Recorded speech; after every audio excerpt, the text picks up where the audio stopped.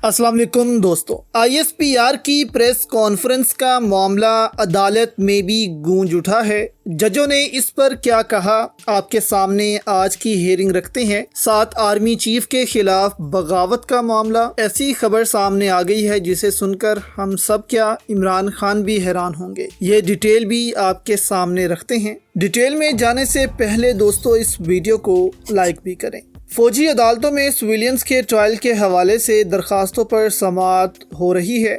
Chief justice Umar Ata Bandial का सदर supreme court bar Abid Zubairi से मुकालमा हुआ कि खुशी हुई कि आपने भी दरख्वास्त दायर की है। गुज़िश्ता रोज DG ISPR की जानिब से प्रेस कॉन्फ्रेंस की गई। उन्होंने 102 अफराद की ट्रायल की बात की है। वकील इमरान खान, अटॉर्नी जनरल ने कहा कि मैं ISPR की स्टेटमेंट पर कायम हूँ। अदालत में वजारत दिफा के नुमाइंदे मौजूद हैं, वो मज़ीद बेहतर बता सकते हैं। अटॉर्नी जनरल ने कहा कि अभी तक किसी सिविलियन का फौजी अदालतों में ट्रायल शुरू नहीं हुआ। मैं आज भी अपने बयान पर कायम हूँ। चीफ जस्टिस ने कहा कि हमें आपकी बात पर यकीन है। जस्टिस मुनीब अख्तर ने यहाँ पर कहा कि जंगी हालात ना हो तो सिविलियंस के फौजी अदालतों में ट्रायल के लिए आईनी तरमीम दरकार होती है। जस्टिस मुनीर ने कहा कि ऐसा क्या है जिसका तहफ़्फ़ुज़ आइन फौजी अफसरान को नहीं देता लेकिन बाकी शहरियों को हासिल है। जस्टिस याह्या अफरीदी ने कहा कि मिलिट्री कोर्ट्स भेजे गए मुल्जिमान पर सेक्शन 2D1 लगाई गई है या 2D2।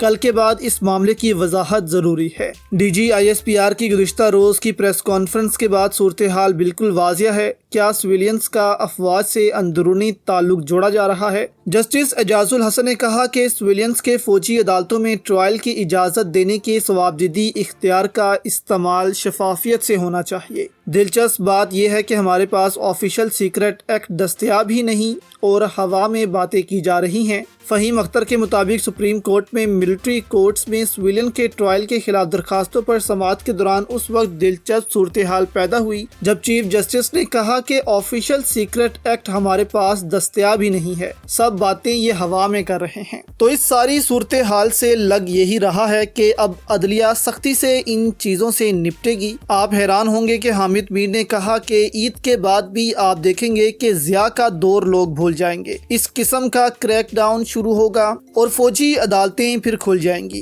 क्योंकि इससे पहले ऐसा ज़िया दौर में ही हो चुका है। हामिद मीर ने ये बात की तो इसके साथ ही जब सुप्रीम कोर्ट ने फौजी अदालतों के मामले में बयानात देना शुरू किए तो ISPR भी मैदान में आ गए और वाज़ह कर दिया कि हामिद मीर की बात ठीक है। ईद के बाद दमादम मस्त कलंदर होगा, यानी कि सबके खिलाफ ट्रायल शुरू कर दिया जाएगा। अब नाम तो ISPR ने नहीं लिया, लेकिन वाज़ेह है कि इमरान खान की तरफ ही इशारा किया गया है कि ईद के बाद अब इमरान खान के खिलाफ एक्शन होगा। लेकिन यकीन करें इस दफ़ा ऐसा नहीं होने वाला। इस दफ़ा अवाम ऐसा होने नहीं देगी। इमरान खान को ईद तक का वक्त दिया गया था, इसीलिए तो हामिद मीर जैसे सहाफ़ी ये खबरें दे रहे हैं कि आपको अंदाज़ा नहीं कि ईद के बाद क्या होगा। ईद के बाद लोग ज़िया का दौर भी भूल जाएंगे। ऐसा क्रैकडाउन शुरू होगा ताकि इमरान खान डर कर इनकी बातें तस्लीम कर लें। लेकिन अवाम ऊपर से ये कहती है कि अगर हम ज़िया का दौर भूल जाएंगे तो दुनिया फिर तुर्की को भूल जाएगी,